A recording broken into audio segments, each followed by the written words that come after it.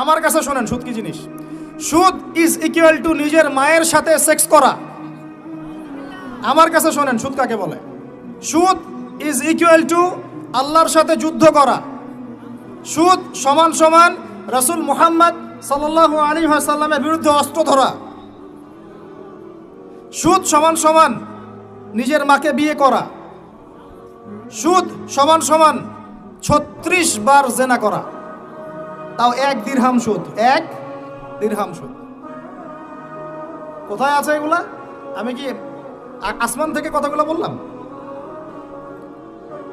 সহিহ বুখারীর হাদিসে নবী সাল্লাল্লাহু আলাইহি ওয়াসাল্লাম বলেছেন সুদের পাপের 70টা শাখা আছে। কয়টা ভাই? আরেকটা হাদিস পেয়েছিলাম সেখানে আছে 73টা শাখা। কয়টা? যার সবচেয়ে নিচের শাখাটার নাম হলো নিজের মাকে বিয়ে করা। আমরা প্রত্যেকেই মায়ের সাথে জেনা করি যারা সুদ খাই।